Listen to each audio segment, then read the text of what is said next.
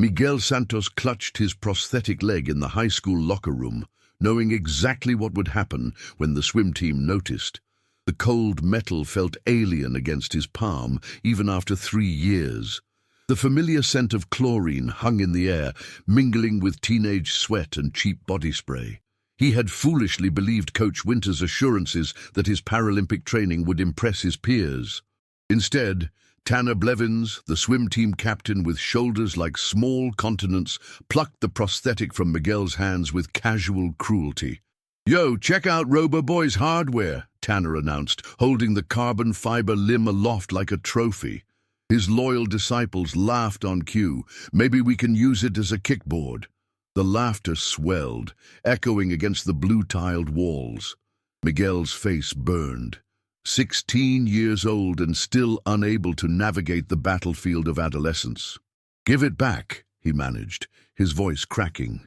The words landed pathetically at his feet, doing nothing to mask the sound of rain beginning to patter against the metal roof of the natatorium. This always happened when he felt most vulnerable. The rain would come, as if the sky itself was joining the mockery. "What are you gonna do, hop after me?" Tanner danced backward, mimicking a one-legged gait that bore no resemblance to Miguel's actual walk. The other boys formed a barrier between Miguel and his limb, their bodies a wall of teenage invincibility. The locker room door swung open with a creak, and Coach Winters appeared, his whistle caught between his teeth. "What's the hold-up? Everyone in the pool in—" He stopped, eyes darting from Miguel's flushed face to the prosthetic in Tanner's hand. His expression hardened. "Blevins, principal's office, now!" Tanner's smile evaporated. "It was just a joke, Coach." "Now," Coach repeated, his voice carrying the certainty of adult authority. Tanner tossed the prosthetic onto the bench with deliberate carelessness. As the team filed out, Coach approached Miguel, his face a mask of professional concern. "You okay, Santos?"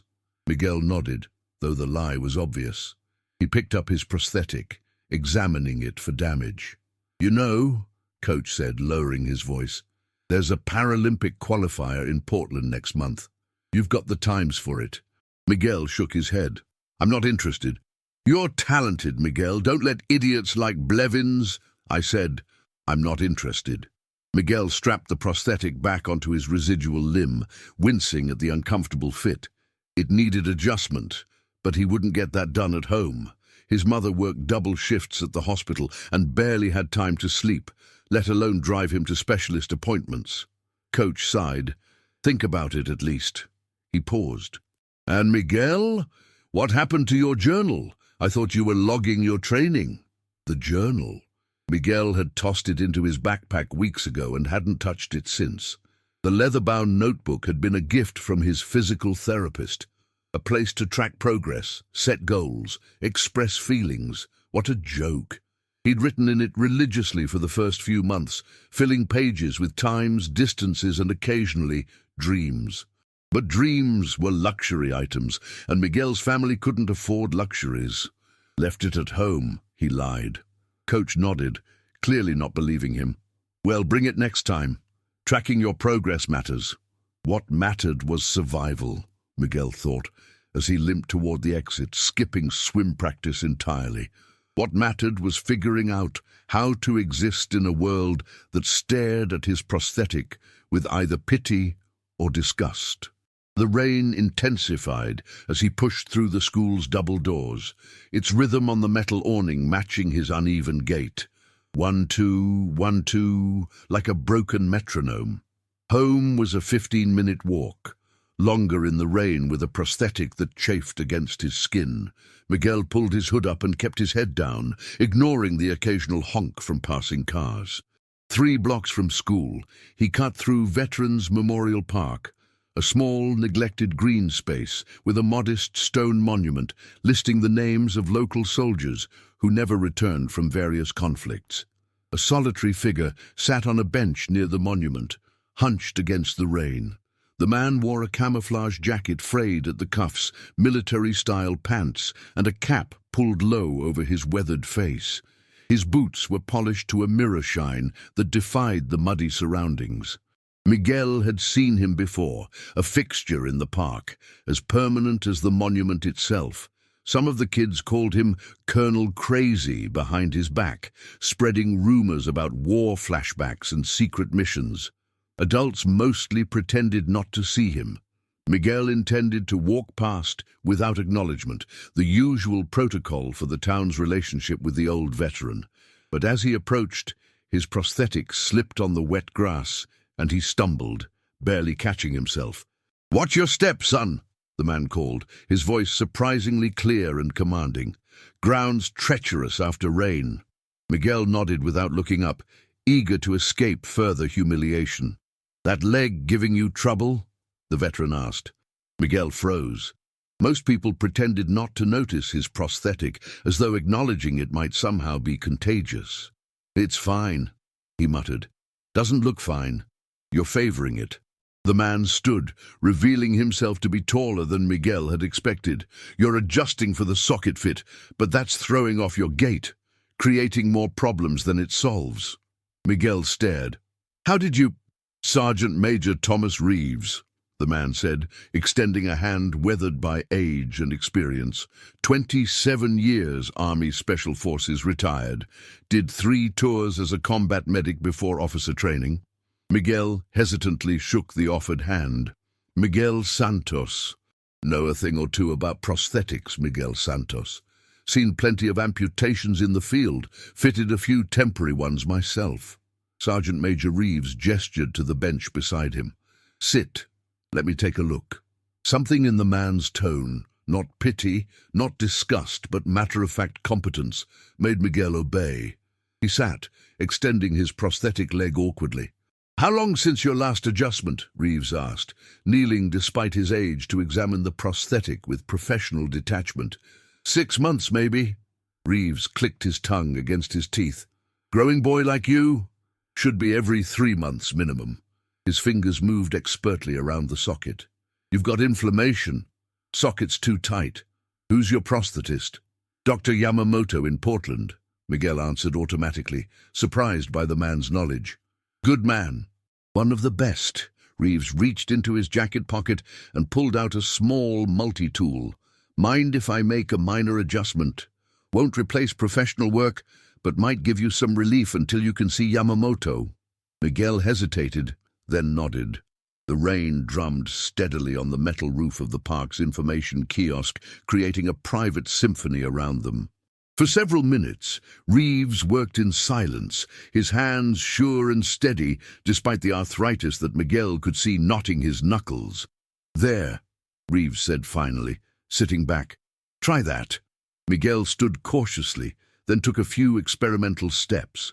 The difference was subtle but immediate, less pressure on his residual limb, better weight distribution. "How did you do that?" Reeves shrugged, pocketing his multi-tool. "Experience." He glanced at the sky. "Rain's letting up. You should head home before it starts again." "Thanks," Miguel said, uncertain how to express his gratitude to this stranger who had shown more understanding of his condition than most people in his life. Reeves nodded once, a military acknowledgement of thanks received. As Miguel turned to leave, the veteran spoke again. "You swim." Miguel looked back, surprised. "How'd you know?" "Chlorine smell, swim bag." Reeves gestured to Miguel's backpack. "Plus, swimming's good therapy for amputees, low impact." "Yeah, I swim," Miguel admitted. "Or I used to. Not so much anymore." "Why not?"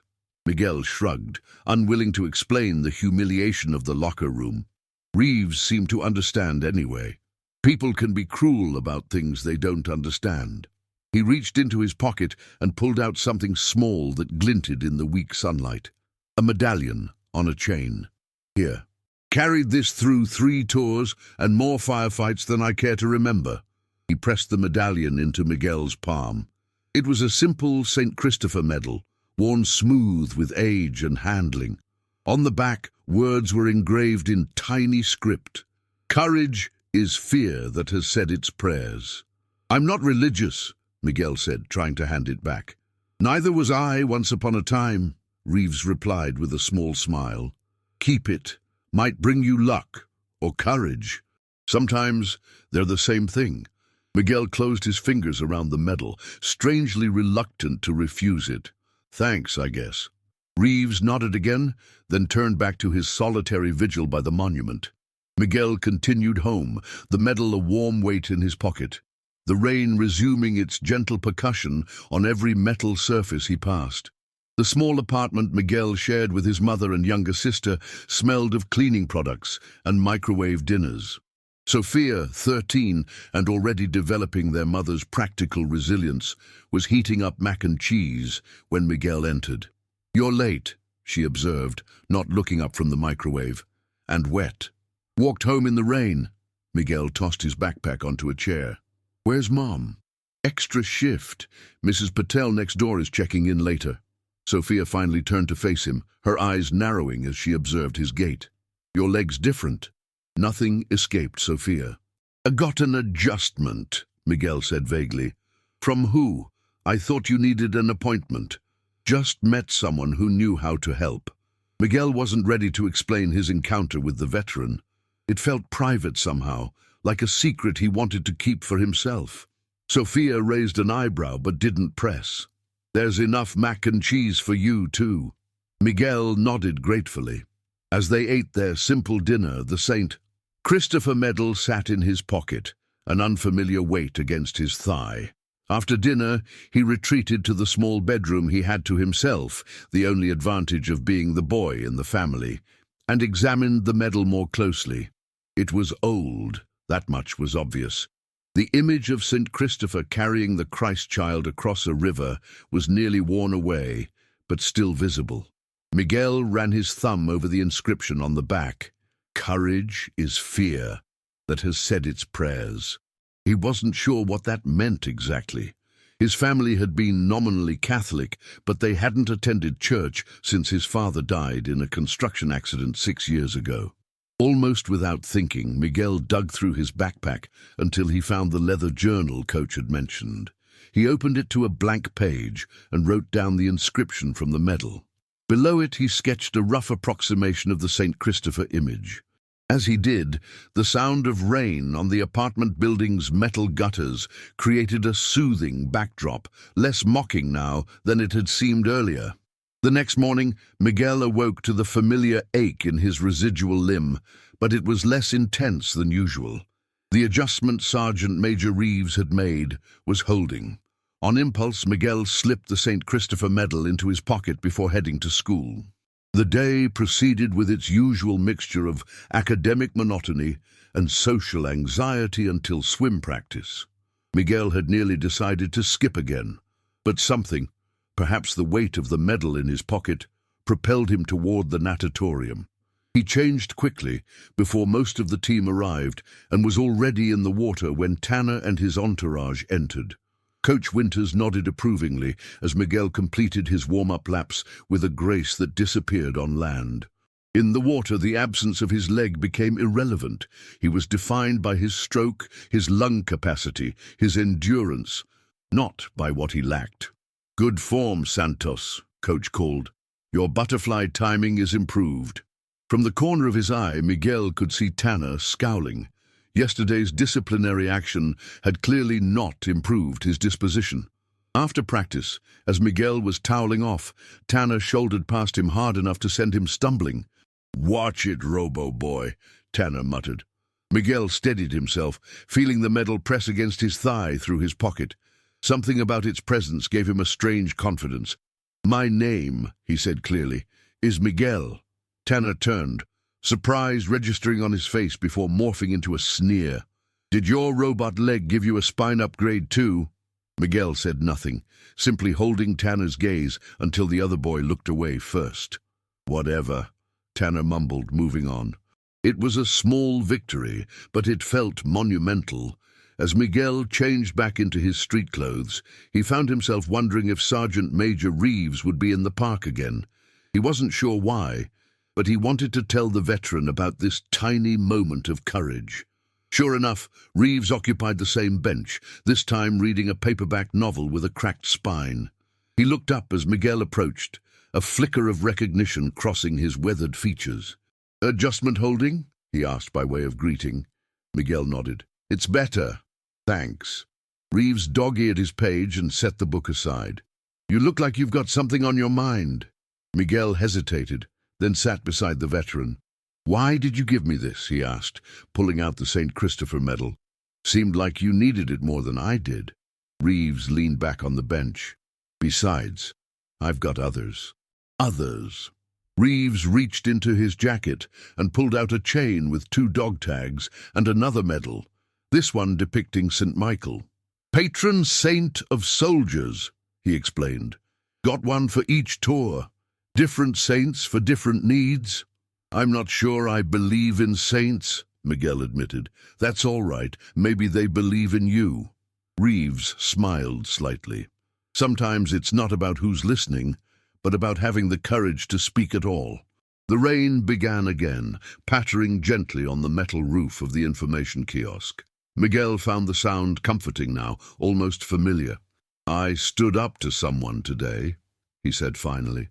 Not in a big way, just didn't let them push me around. That's how it starts, Reeves nodded. Small stands. Then one day you realize you've been standing tall all along. They sat in companionable silence for a while, listening to the rain. Finally Miguel asked, How come you're always here? In the park, I mean. Something flickered across Reeves's face, a shadow of old pain. Names on that monument, he said, gesturing to the stone memorial. Every one of them was under my command at some point. Different units, different conflicts, but all mine in a way. You knew all of them? Every single one. Reeves' voice was matter-of-fact, but Miguel could hear the weight behind the words. Johnny Mercer there, top of the list. Best radio operator I ever had.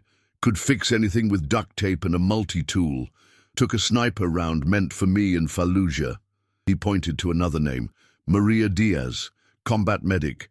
Saved my life twice before an IED took hers. Miguel stared at the monument with new understanding. These weren't just names carved in stone.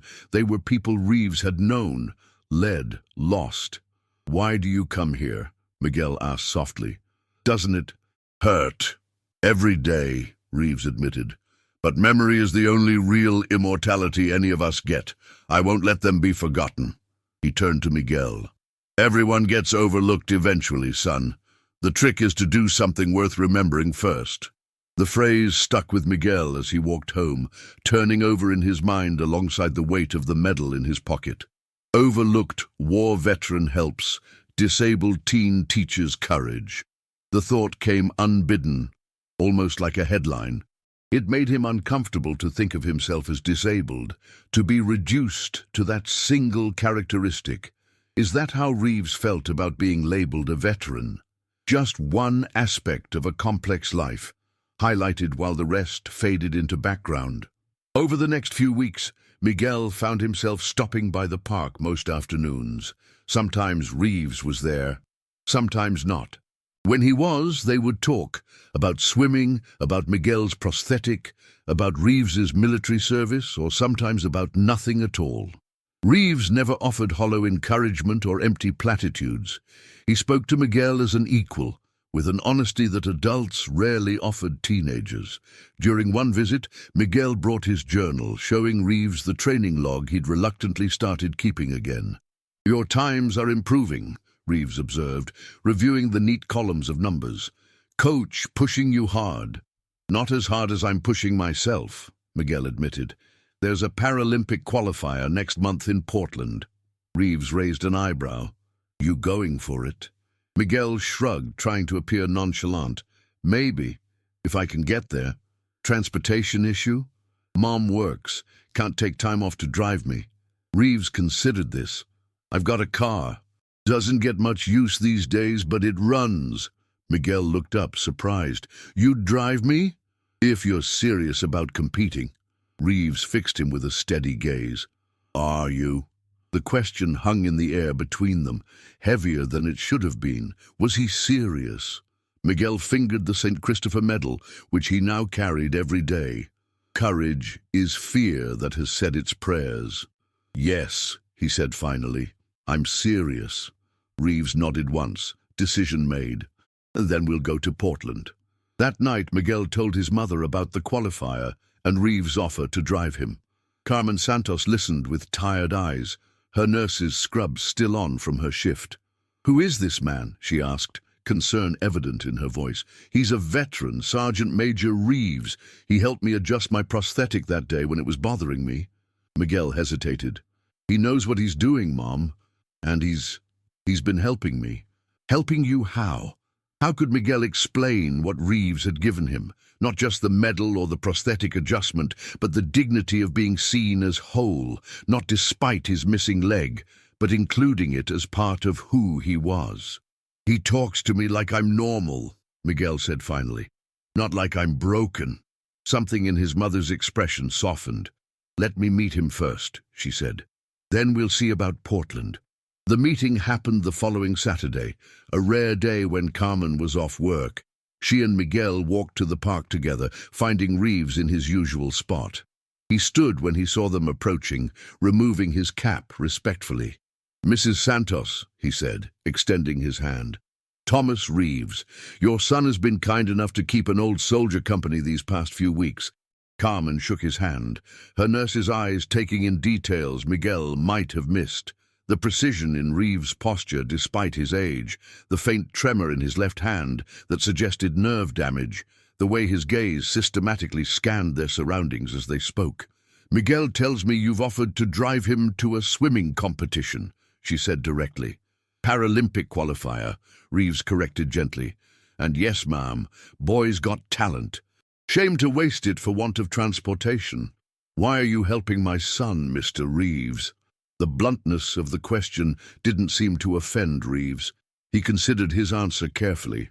"When you've seen as much death as I have, Mrs. Santos, you develop an appreciation for potential. Your son has it in spades." He gestured to the monument. "These men and women never got to finish their stories. Seems right to help someone else write theirs." The rain began again, a gentle patter on the metal information kiosk roof. Miguel had come to associate that sound with Reeves now, a soundtrack to their unlikely friendship. Carmen studied Reeves for a long moment before nodding. "I'll need your full name and driver's license information, and Miguel calls me every hour you're on the road." "Yes, ma'am," Reeves agreed solemnly. "Wouldn't expect anything less." As they walked home, Carmen glanced at her son. "He seems reliable." Coming from his pragmatic mother, this was high praise indeed. "He is," Miguel assured her. "He really is." The following weeks took on a rhythm.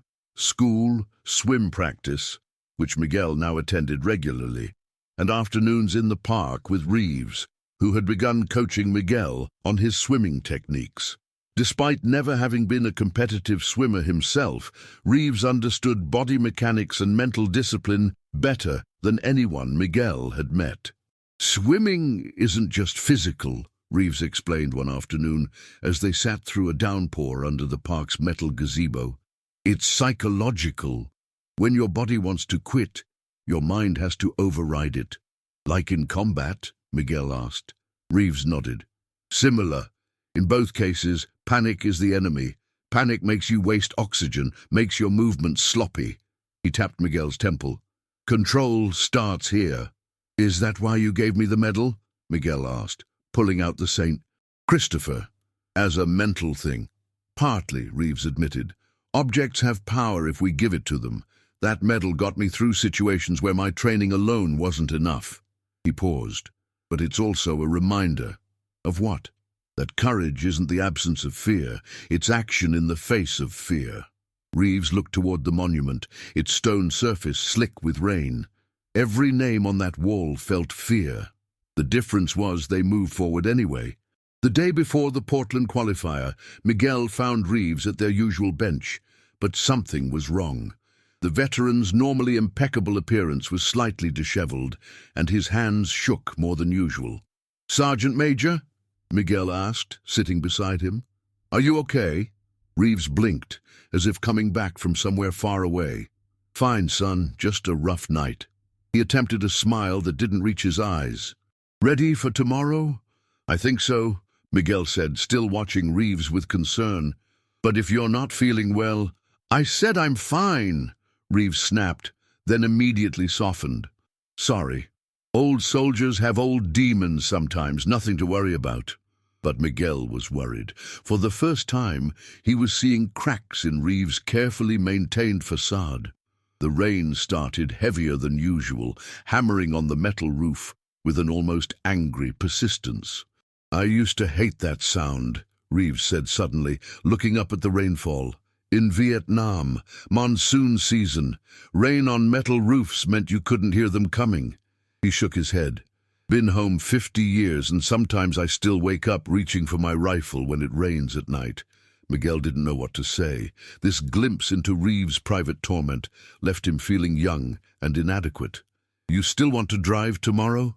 he asked finally. "We could try to find someone else." "I'll be there," Reeves said firmly. 0700 as planned." He straightened his posture with visible effort. "Some promises you keep, no matter what. That's what separates the living from the names on that wall." The next morning, Miguel waited anxiously on his apartment steps, swim bag packed, prosthetic freshly adjusted by Dr. Yamamoto the previous week, a visit Reeves had insisted on and somehow arranged. When a faded blue Chevy pulled up exactly at 7, Miguel felt a wave of relief. Reeves looked better, clean-shaven, uniform-adjacent attire pressed, eyes clear. "Ready to deploy, swimmer?" he asked as Miguel climbed in. "Ready," Miguel confirmed, patting his pocket where the St. Christopher medal resided. The drive to Portland took 2 hours, during which Reeves told stories from his military days, not about combat, but about the people he'd served with, their quirks and talents and the bonds formed under pressure. Miguel realized these were the same people whose names adorned the monument, but Reeves spoke of them as if they were still alive, preserved perfectly in his memory. The aquatic center was intimidating. Olympic-sized pools, professional officials, swimmers with national rankings. Miguel felt small suddenly, his confidence evaporating as they entered the facility. "I don't belong here," he muttered to Reeves. "These kids have professional coaches, special training programs." "And you have something they don't," Reeves replied calmly. "What's that?" "You've already faced your worst day," Reeves said, nodding toward Miguel's prosthetic. "And you're still standing. That counts for something." Miguel swallowed hard and nodded. As they approached the registration desk, a tournament official looked up. "Miguel Santos?" she asked, checking her list. "You're in lane 4 for the 50-meter preliminary. Your coach can wait in the designated area." "I'm not his coach," Reeves clarified, "just his driver." "Only coaches and officials beyond this point, sir," she said apologetically. Miguel felt a spike of panic. He hadn't anticipated being separated from Reeves. "But rules are rules, son," Reeves said quietly. "You'll be fine." He reached into his pocket and pressed something into Miguel's hand. Another medal, this one depicting St. Sebastian. "Patron saint of athletes," he explained. "Borrowed it from a buddy. Figured you could use double protection today." Miguel closed his fingers around the second medal, drawing strength from the small piece of metal. "Thank you, sir." "Remember," Reeves said, his voice carrying the authority of his rank, "it's not about winning. It's about knowing you gave everything you had. The only person you need to beat is the one you were yesterday." Miguel nodded, squared his shoulders, and walked through the doors alone. The preliminary heat was a blur of adrenaline and muscle memory. Miguel was vaguely aware of the announcer calling his name, of the water's embrace as he dove in, of the mechanical rhythm of his strokes. When he touched the wall and looked up at the scoreboard, he was stunned to see he'd qualified for the finals by 0.3 of a second.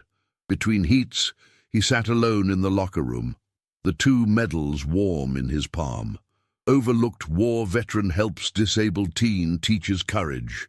The phrase came to him again, but this time it didn't feel reductive. It felt like a recognition of the unexpected alliance that had brought him here. The finals were harder. The competition was fiercer, the pressure more intense. As Miguel took his position on the starting block, he glanced up to see Reeves had somehow gained access to the spectator area. The veteran stood at attention, as if at a military review. his eyes fixed on Miguel with unwavering confidence. The starter's signal sounded, and Miguel launched himself into the water. For the next 27 seconds, nothing existed except movement and breath and will. When his hand slammed against the wall and he surfaced, gasping, the scoreboard showed him in third place, good enough to qualify for the regional championships. Later, as they drove home through an early evening rain shower, Miguel fingered the bronze medal around his neck, not the Saints' medals, which were safely in his pocket, but the one he'd earned in the pool. Third place, he said, still not quite believing it.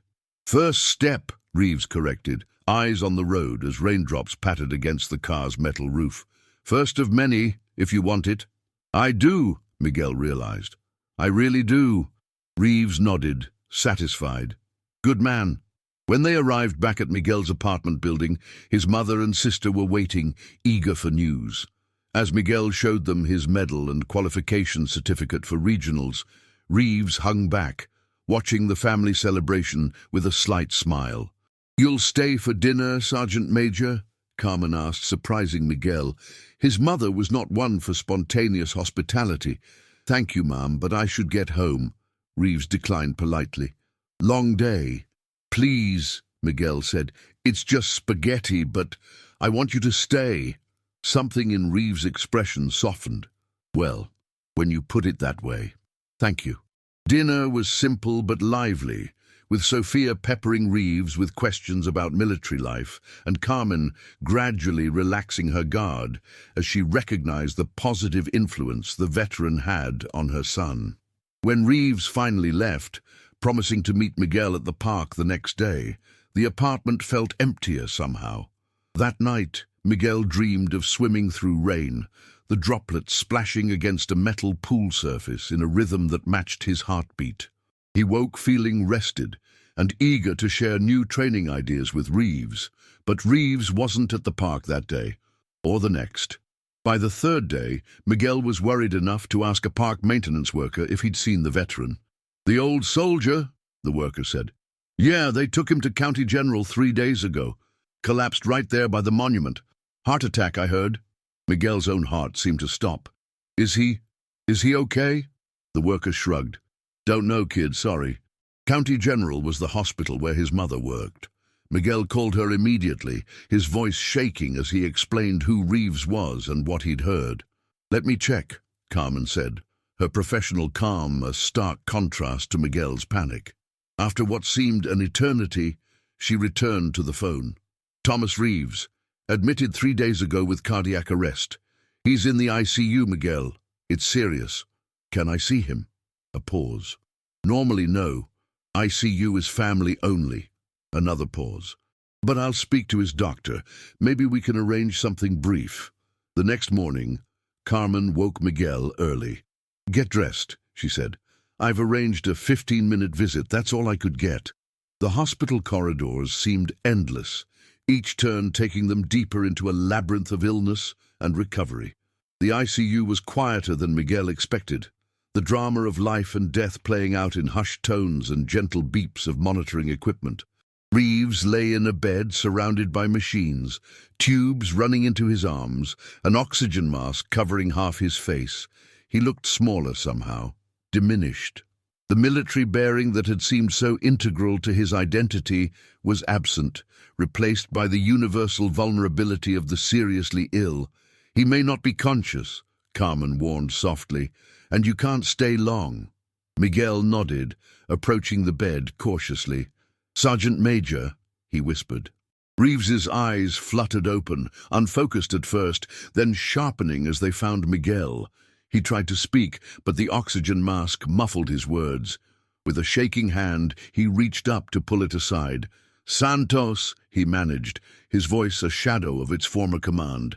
"Reporting for duty." Miguel tried to smile, but tears blurred his vision. "You're supposed to be helping me train," he said, aiming for a light-hearted tone and missing by miles. "Temporary setback," Reeves wheezed. His eyes moved to Carmen, who stood at the foot of the bed, professional assessment written on her face. "Prognosis, nurse?" Carmen hesitated, then answered with the direct honesty Reeves would expect. Multiple blockages. They're scheduling bypass surgery, but your heart sustained significant damage. Reeves nodded slightly, as if receiving a battlefield report. Figures, he murmured. Survived 3 wars, just to be taken out by cholesterol. A nurse appeared at the door. Time's up, she said apologetically. Miguel panicked, feeling there was so much left unsaid. On impulse, he pulled the St. Christopher medal from his pocket. Here, he said, pressing it into Reeves's hand. You need this more than I do right now. Reeves's fingers closed around the medal. Negative, soldier, he whispered. You earned it. With surprising strength, he pressed it back into Miguel's palm. Keep it safe for me. That's an order. Yes, sir, Miguel choked out. As Carmen gently led him from the room, Miguel looked back to see Reeves watching him go, the veteran's eyes conveying what his weakened body could not. A mixture of pride and something that looked surprisingly like fear. The days that followed were among the hardest of Miguel's life. Training continued. He wouldn't dishonor Reeves by giving up now, but his heart wasn't in it. Every time the rain hit the natatorium's metal roof, he thought of Reeves alone in that hospital bed, fighting a different kind of battle. Carmen kept him updated on Reeves' condition, which wavered between stable and critical. The bypass surgery was postponed twice due to complications, each delay increasing the risk. A week after his hospital visit, Miguel returned home from practice to find his mother waiting, her expression grave. The surgery is tomorrow, she said without preamble. It's high risk, Miguel. His heart is very weak. Miguel nodded, unable to speak past the lump in his throat. He's been asking for you, Carmen continued. I shouldn't do this, but I've arranged another visit. Tonight, he wants to speak with you before the surgery. The hospital was quieter in the evening, the daytime bustle replaced by a watchful hush. Reeves looked even worse than before, his skin grayish, his breathing labored despite the oxygen. Santos, he greeted, his voice barely audible. Sit. Report. Miguel sat in the chair beside the bed, fighting back tears. Training's going well, he lied. Coach thinks I have a shot at placing at regionals. Reeves's eyes narrowed. Don't lie to your commanding officer, he wheezed. Bad form. Despite everything, Miguel found himself smiling.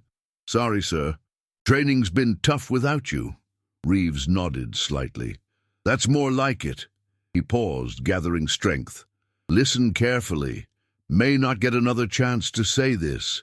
The beeping of the heart monitor seemed to grow louder in Miguel's ears. Life is a series of battles, Reeves said, each word clearly costing him effort. Some you win. Some you lose. Victory isn't about the outcome. It's about how you fight. He reached for Miguel's hand, his grip surprisingly strong. You understand? Miguel nodded, tears flowing freely now. I've been fighting a long time, Reeves continued. Started in jungles half a world away. Never really stopped. His eyes drifted to the window, where rain was beginning to streak the glass. Sometimes I think I stayed in the fight too long. Forgot there were other ways to live. You're going to be fine, Miguel insisted, the lie transparent even to his own ears. Reeves ignored the platitude.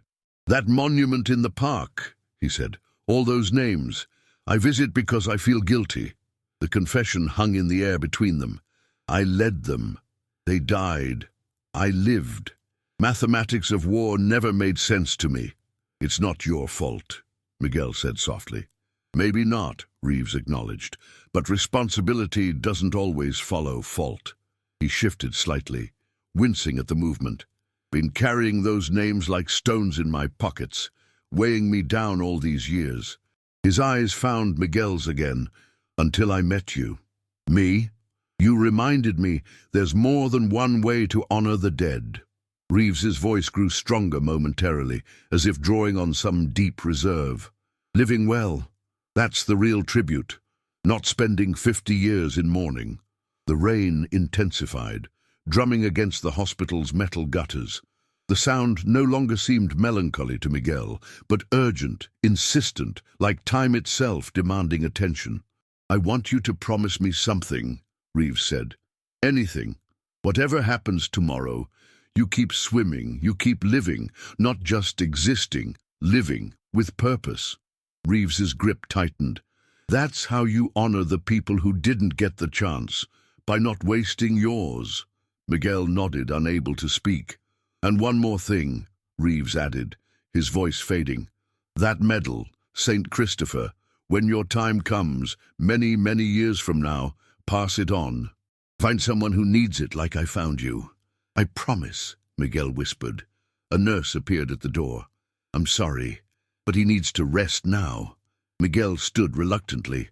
"I'll see you after the surgery," he said, trying to infuse the words with a confidence he didn't feel. Reeves smiled faintly. "That's the spirit, soldier. Positive thinking." As Miguel turned to leave, Reeves called after him, "Santos?" Miguel looked back. "Yes, sir. Been an honor serving with you."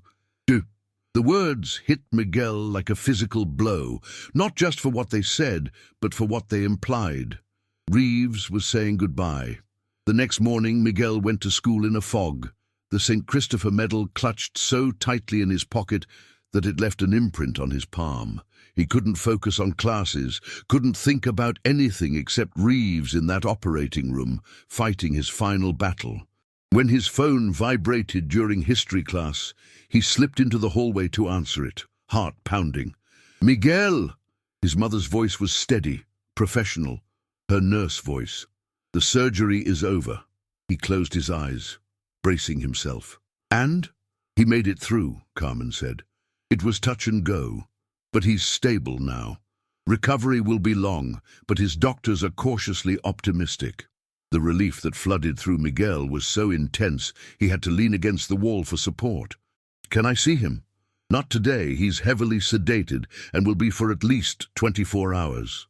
She paused. "But there's something else. Something you should know." "What is it?" "When they were preparing him for surgery, he was confused. The pre-op medication. He kept talking about you and about people named Johnny and Maria." She hesitated. "He said you were his redemption, that helping you had finally balanced the scales." Miguel swallowed hard, remembering the names from the monument. "Thank you for telling me." "There's more," Carmen continued.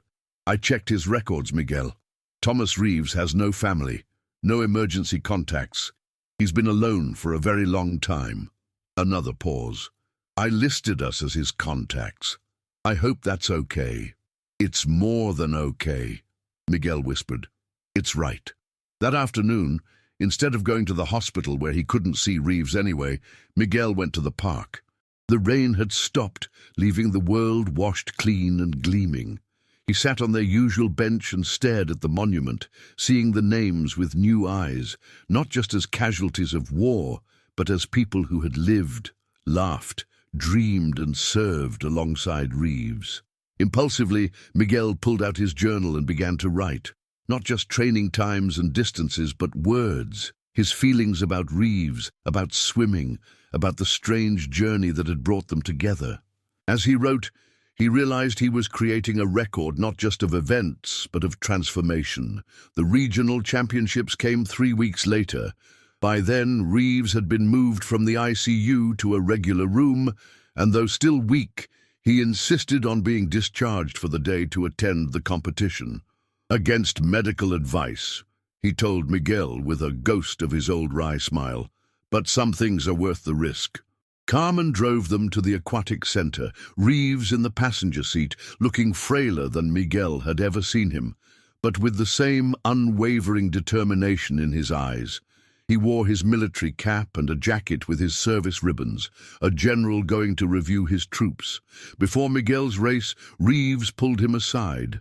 "Remember," he said, his voice stronger than it had been in the hospital, "swimming isn't just physical. It's psychological." Miguel finished. "Control starts here." He tapped his temple. Reeves nodded approvingly. "You're ready." The race itself was both eternal and instantaneous, a stretched moment of pure effort and will. When Miguel touched the wall and looked up to see he'd placed second, qualifying for nationals, the first face he sought in the crowd was Reeves. The veteran stood at attention, as he had at the previous competition, but this time there were tears in his eyes. As their gazes met across the natatorium, a ray of sunlight broke through the clouds outside, illuminating the water in a way that made it shimmer like polished metal. Overlooked war veteran helps disabled teen teaches courage. The phrase that had come to Miguel twice before now felt complete, not a headline but a truth. Two broken people who had found in each other the missing pieces needed to become whole again. The saint. Christopher Medal was warm against Miguel's chest as he climbed out of the pool to accept his silver medal. It wasn't just a lucky charm anymore, or even a religious symbol. It was a tangible connection between past and future, between sacrifice and redemption, between an old soldier fighting his final battles and a young swimmer just beginning to discover his strength. 6 months later, Miguel stood on the podium at the National Paralympic Championships, a gold medal around his neck alongside the St. Christopher.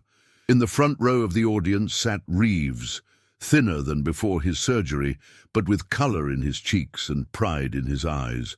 Beside him sat Carmen and Sophia, and beside them, a surprise addition, Coach Winters, and 3 members of Miguel's high school swim team, including a subdued and respectful Tanner Blevins. As the national anthem played, Miguel reflected on the journey that had brought him here. Not just the physical training or the competitions, but the interior journey, from shame to confidence, from hiding to visibility, from existence to purpose. After the ceremony, as they gathered for a celebratory dinner, Reeves pulled Miguel aside. "I have something for you," he said, reaching into his pocket. He pulled out a small leather-bound book, a journal identical to the one Miguel had been using, but new. "For the next chapter," Reeves explained, "this one's going to be even better than the last." Miguel accepted the gift, running his fingers over the smooth cover. "I couldn't have done any of this without you," he said quietly. Reeves shook his head. "Wrong, son. You had it in you all along. I just helped you see it." He glanced toward the restaurant where the others waited. "That's the thing about courage. It's contagious. You show it, others find theirs." He smiled. "You've given me back as much as I ever gave you, maybe more." As if on cue, a gentle rain began to fall, pattering on the metal awning above them. The sound no longer reminded Miguel of mockery or melancholy or urgency. Now it sounded like applause, nature's quiet acknowledgement of battles fought and won, of fear faced, of prayers said, of courage found in the most unexpected places. Reeves listened to the rain for a moment, then nodded as if confirming something to himself. "Sounds different now, doesn't it?"